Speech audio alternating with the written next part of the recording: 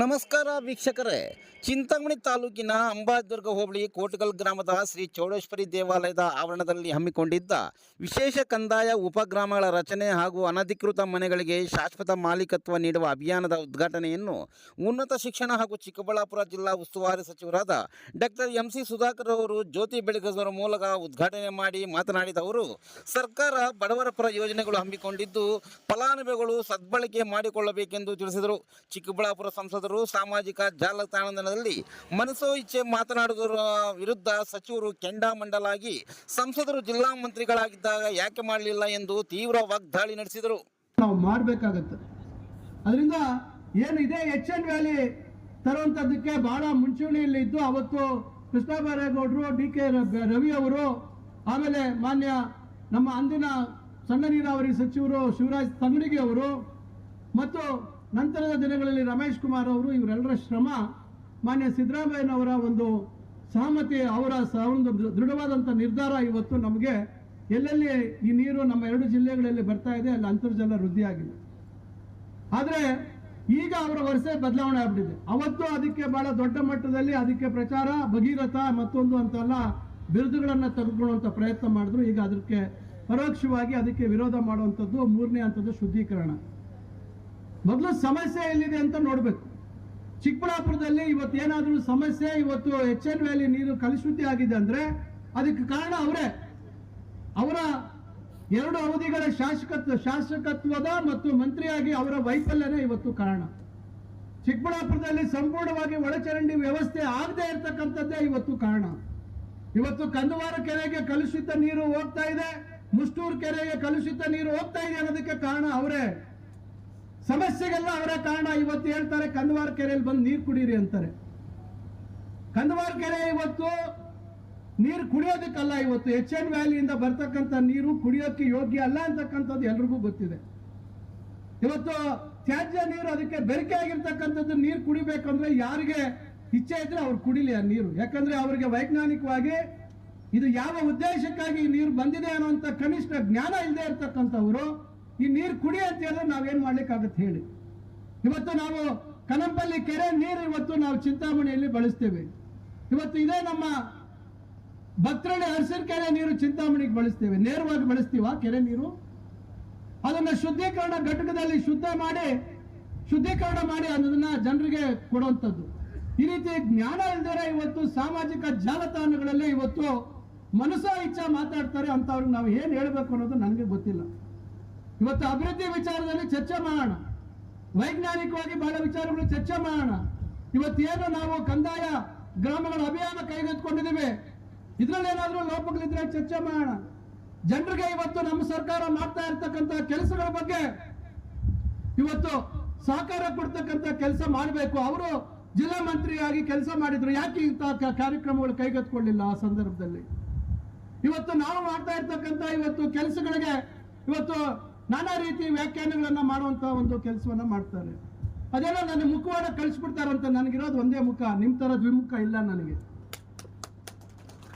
ಇವತ್ತು ನಿಮಗೆ ಎಷ್ಟು ಮುಖ ಇತ್ತು ಅಂತಕ್ಕಂಥದ್ದು ಕೊರೋನಾ ಸಂದರ್ಭದಲ್ಲಿ 23 ಜನ ಮುಗ್ಧರು ಸತ್ತೋದಂತ ಸಂದರ್ಭದಲ್ಲಿ ನಿಮ್ಮ ದ್ವಿಮುಖ ಅಥವಾ ನಿಮ್ಮ ವ್ಯಾಘ್ರ ಮುಖ ಎಲ್ಲರೂ ಇವತ್ತು ಇಡೀ ರಾಜ್ಯ ನೋಡಿದೆ. ಇವತ್ತು ಕೈಗಾರಿಕಾ ಪ್ರದೇಶದಲ್ಲಿ ನಾನು ಎಲ್ಲೂ ಯಾವುದೇ ರೀತಿ ನಾನು 1 ಸೆಂಟಿಮೀಟರ್ ಜಾಗ ಆ ರೀತಿ ದುರಾಸೆ ಆ ತರದ್ದು ಏನು ಕಬಳಿಕೆ ಮಾಡ್ತಕ್ಕಂಥ ಉದ್ದೇಶ ನನ್ನಲ್ಲಿ ಇಲ್ಲ, ಸದಾ ಯಾವತ್ತೂ ಇಲ್ಲ. ಆ ರೀತಿ ಏನಾದ್ರೂ ಉದ್ದೇಶಗಳಿದ್ರೆ ಅದು ನಿಮಗಿದೆ ಬಿಟ್ರೆ ನಮಗಂತೂ ಖಂಡಿತ ಉದ್ದೇಶಗಳಿಲ್ಲ. ಅದು ಎಲ್ಲಿ ಅದೇನೋ ಚಾಲೆಂಜ್ ಅಂತ, ಅದೇನ್ ಚಾಲೆಂಜು, ಅದೇನ್ ದಾಖಲೆಗಳು ಬಿಡುಗಡೆ ಮಾಡ್ತಿರೋ, ಅದೆಲ್ಲೆಲ್ಲಿ ದಾಖಲೆಗಳು ತಂದು ಬಿಡುಗಡೆ ಮಾಡ್ತಿರೋ ತಗೊಂಡ್ಬಂದು ಬಿಡುಗಡೆ ಮಾಡ್ರಿ ನೋಡೋಣ ತಾಕತ್ತಿದ್ರೆ. ನಿಮ್ಮ ಯೋಗ್ಯತೆಗೆ ಆ ಮೆಡಿಕಲ್ ಕಾಲೇಜ್ಗೆ ಹೆಚ್ಚುವರಿ ಮಾಡಿದಂತ ಅನುದಾನ ಅವತ್ತು ಸರ್ಕಾರದಲ್ಲಿ ಮಂಜೂರು ಮಾಡಿಸ್ಕೊಳಕ್ಕೆ ಯೋಗ್ಯತೆ ಇರಲಿಲ್ಲ. ನಮ್ಮ ಸರ್ಕಾರ ಬಂದು ಅದಕ್ಕೆ ಅಧಿಕೃತವಾಗಿ ಮುದ್ರೆಯನ್ನು ಒತ್ತುವಂಥದ್ದು ಆಗ್ಬೇಕಾಯ್ತು, ಅನುದಾನ ಬಿಡುಗಡೆ ಮಾಡಬೇಕಾಗಿತ್ತು. ಚಿಕ್ಕಬಳ್ಳಾಪುರ ಆಸ್ಪತ್ರೆಗೆ MRI ತರಿಸುವಂತ ಯೋಗ್ಯತೆ ನಿಮಗೆ ಇರಲಿಲ್ಲ ಒಬ್ಬ ಸಂಬಂಧಪಟ್ಟಂತ ಇಲಾಖೆ ಸಚಿವರಾಗಿ. ನಂದಿ ಬೆಟ್ಟಕ್ಕೆ ರೋಪ್ ವೇ ವಿಚಾರದಲ್ಲಿ ಬರೀ ಟೇಪ್ ಕಟ್ ಮಾಡಿಬಿಟ್ರೆ ಆಯ್ತಾ? ಇವತ್ತು ಎಷ್ಟು ದೊಡ್ಡ ಸಮಸ್ಯೆಗಳು, ಆ ಸಮಸ್ಯೆಗಳನ್ನ ನಾವು ನಿವಾರಣೆ ಮಾಡುವಂತ ಕೆಲಸವನ್ನ ನಾವು ಮಾಡ್ತಾ ಇದ್ದೀವಿ. ದೊಡ್ಡ ಮಟ್ಟದಲ್ಲಿ ಹೂವಿನ ಬೆಳೆಗಾರರಿದ್ದಾರೆ ಇವತ್ತು ಚಿಕ್ಕಬಳ್ಳಾಪುರದಲ್ಲಿ. ಅವ್ರಿಗೆ ಒಂದು ಸುಸಜ್ಜಿತವಾದಂತ ಮಾರುಕಟ್ಟೆ ಮಾಡಬೇಕು ಅಂತಕ್ಕಂಥ ಯೋಗ್ಯತೆ ನಿಮಗಿರ್ಲಿಲ್ಲ.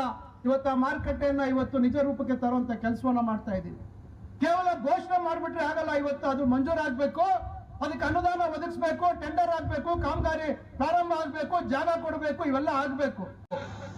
ಘೋಷಣೆ ಮಾಡ್ಬಿಟ್ರೆ ನಾನು 1000 ಘೋಷಣೆ ಮಾಡ್ತೀನಿ, ಆದ್ರೆ ವಾಸ್ತವಾಂಶ ಇವತ್ತು ಅದು ತಾರ್ಕಿಕ ಅಂತ್ಯ ಮುಟ್ಟತಕ್ಕಂಥದ್ದು ಆಗ್ಬೇಕಾಗುತ್ತೆ. ಶಿಡ್ಲಘಟ್ಟದಲ್ಲಿ ಸಿರಿಕಲ್ಚರ್ ಮಾರ್ಕೆಟ್ ತಾನು ಮಾಡಿಸಿದ್ದಂತೆ ಯಾವಾಗ ಮಾಡಿಸಿದೆ ಸ್ವಾಮಿ?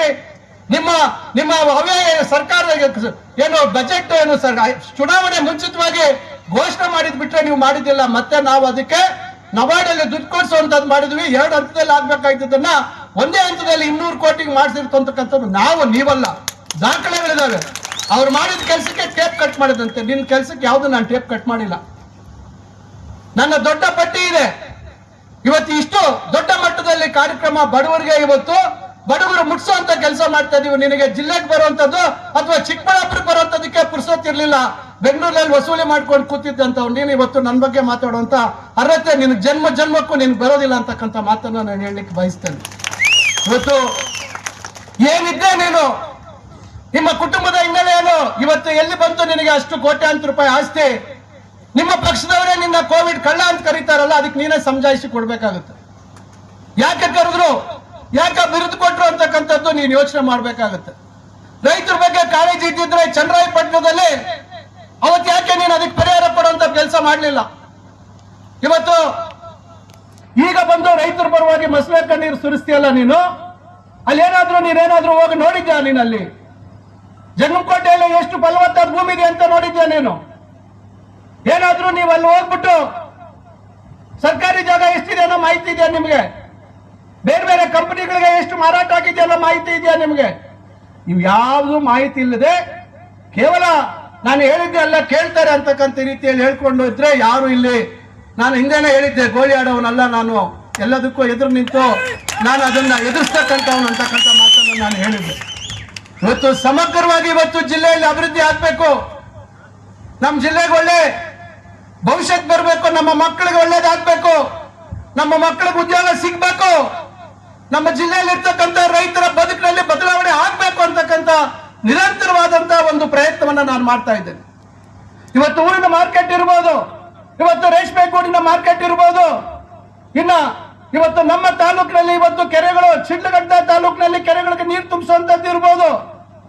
ಇವತ್ತು ಗಂಟ್ಲು ಮಲ್ಲಮ್ಮ ಕೆರೆ ಕುಡಿಯೋ ನೀರಿನ ಯೋಜನೆ ಬಾಗೇಪಲ್ಲಿಯಲ್ಲಿ ಇರ್ಬೋದು.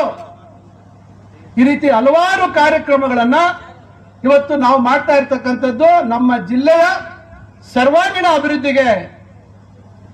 ಇವತ್ತು ಕೇವಲ ಬಾಯಿ ಚಪ್ಪಳಕ್ಕೆ ಮಾತಾಡುವಂಥದ್ದು ಬಿಟ್ಟು ನಿಮ್ಮ ಅವಧಿಯಲ್ಲಿ ಈ ರೀತಿ ಏನಾದರೂ ಆಗಿತ್ತಾ? ಇವತ್ತು ಪ್ರಭಾವಿತ ಅರಣ್ಯ, ಡೀಮ್ಡ್ ಫಾರೆಸ್ಟ್, ಇವತ್ತು ಯಾರು ಇವತ್ತು ಆ ವ್ಯವಸ್ಥೆಗೆ ಕಾರಣ? ನೀವೇ ನೇರ ಕಾರಣ. ನಿಮ್ಮ ತಾಲೂಕಿನಲ್ಲಿ ಇವತ್ತು ಸುಮಾರು 1,500ಕ್ಕಿಂತ ಹೆಚ್ಚು ಜನರ ರೈತರ ಭೂಮಿ ಅವರ ದಾಖಲಾತಿಗಳಲ್ಲಿ, ಅವರ ಪಾಣಿಗಳಲ್ಲಿ ಪರಿಭಾವಿತ ಅರಣ್ಯ ಅಂತ ಹೇಳಿ ಇವತ್ತು ನಮೂದಾಗಿದೆ. ಅದಕ್ಕೇನು ಉತ್ತರ ಕೊಡ್ತೀರಾ ನೀವು ಹೇಳಿ? ಅವತ್ತು ನೀವು ಜಿಲ್ಲಾ ಮಂತ್ರಿಯಾಗಿ ನೀವು ನಿಮ್ಮ ಬೇಜವಾಬ್ದಾರಿತನ, ಅವತ್ತು ನೀವು ಸರಿಯಾದ ರೀತಿ ಅಧಿಕಾರಿಗಳಿಗೆ ಮಾರ್ಗದರ್ಶನ ಕೊಡದಿರ ನೀವು ಮಾಡಿರ್ತಕ್ಕಂಥ ಆ ತಪ್ಪು ಇವತ್ತು ಇಡೀ ಜಿಲ್ಲೆಯ ರೈತರು ಇವತ್ತು ಕೆರೆಗಳು, ಸಣ್ಣ ನೀರಾವರಿ ಕೆರೆಗಳನ್ನ ಇವತ್ತು ಡೀಮ್ಡ್ ಫಾರೆಸ್ಟ್ ಅಲ್ಲಿ ಸೇರಿಸಿದ್ದಾರೆ. ದೇವಸ್ಥಾನಗಳು ಸೇರಿದ್ದಾವೆ, ಸರ್ಕಾರದ ಆಸ್ತಿಗಳು ಸೇರಿದ್ದಾವೆ. ಇವೆಲ್ಲ ಕನಿಷ್ಠ ಜ್ಞಾನ ಇಲ್ಲದೆ ಇರ್ತಕ್ಕಂಥವ್ರು ಇವತ್ತು ನನಗೆ ಸವಾಲು ಆಗ್ತಕ್ಕಂಥದ್ದು ಎಷ್ಟು ಮಟ್ಟಿಗೆ ನಿಮಗೆ ನೈತಿಕತೆ ಇದೆ ಅಂತಕ್ಕಂಥದ್ದು ನಾನು ಈ ಸಂದರ್ಭದಲ್ಲಿ ಹೇಳಲಿಕ್ಕೆ ಬಯಸ್ತೇನೆ. ಕಂದಾಯ ಗ್ರಾಮ ಮಾಡ್ತಾ ಇದೀವಿ. ನಾನು ಇಲ್ಲಿರ್ತಕ್ಕಂಥ ಮುಖಂಡರು ಎಲ್ಲರಲ್ಲೂ ವಿನಂತಿ ಮಾಡ್ಕೊಳ್ತೇನೆ, ಇದು ಜೀವನದಲ್ಲೇ ಒಂದು ಅವಕಾಶ. ದಯವಿಟ್ಟು ನಾನು ತಮ್ಮೆಲ್ಲರಲ್ಲೂ ಕಳ್ಕಳಿಯ ವಿನಂತಿ ಮಾಡ್ಕೊಳ್ತೇನೆ, ಯಾವುದಾದ್ರೂ ಕಾನೂನಿನ ಒಂದು ತಗಾದೆ ಇದ್ರೆ ಮಾತ್ರ ಅದನ್ನ ಮಾತ್ರ ಬಿಟ್ಟು ಉಳಿದಂಗೆ ಪಕ್ಷಾತೀತವಾಗಿ, ನಾನು ಮತ್ತೊಮ್ಮೆ ಹೇಳ್ತಾ ಇದ್ದೀನಿ, ಪಕ್ಷಾತೀತವಾಗಿ ಎಲ್ಲಾ ಜಾತಿ ವರ್ಗದವರಿಗೆ ಇವತ್ತು ಈ ಸೌಲಭ್ಯವನ್ನ ಕೊಡಬೇಕು ಅಂತಕ್ಕಂಥ ತೀರ್ಮಾನ ಆಗಿದೆ. ದಯವಿಟ್ಟು ಮಾ ಊರ್ಲೆ ಮಾ ಕೈಯಲ್ಲದು ವಾನಿಗೆ ಸಹಿಸಿ ಕುಡ್ದು ವೀನಿಗೆ ಸಹಿಸಿ ಕುಡ್ದು ದಯವಿಟ್ಟು ಈ ರೀತಿ ಹೆಸರು ತರಬಾರ್ದು. ಇವತ್ತು 15,000 ಇವತ್ತು ನಮಗೆ 15,202 ಫಲಾನುಭವಿಗಳು ನಮ್ಮ ತಾಲೂಕಿನಲ್ಲಿ ಗುರುತಿರ್ತಕ್ಕಂಥದ್ದು. ಇದರಲ್ಲಿ ಜನಸಂಖ್ಯೆ ಅಂದ್ರೆ ಅವರ ಮನೆಗಳಲ್ಲಿರ್ತಕ್ಕಂಥ ಜನಸಂಖ್ಯೆ 60,986 ಜನಗಳಿಗೆ, ಅಂದ್ರೆ ಆ ಕುಟುಂಬದ ಸದಸ್ಯರನ್ನ ನೀವು ಲೆಕ್ಕ ಹಾಕಿದಾಗ ಅಷ್ಟು ಜನಕ್ಕೆ ಇವತ್ತು ನೆಮ್ಮದಿಯ ಬದುಕನ್ನ ನಾಳೆ ಅವರು ಲೋನ್ ತಗೊಳೋದಕ್ಕೆ ಅಥವಾ ಬೇರೆ ಒಂದು ಅದನ್ನ ಮಾರಾಟ ಮಾಡೋದು ಮತ್ತೊಂದು ಮಾಡ್ಲಿಕ್ಕೆ ಎಲ್ಲದಕ್ಕೂ ಇವತ್ತು ಸಕ್ರಮವಾದಂತ ಕಂದಾಯ ಇಲಾಖೆಯ ದಾಖಲೆಗಳನ್ನ ಕೊಡುವಂತ ಕೆಲಸ ಆಗುತ್ತೆ.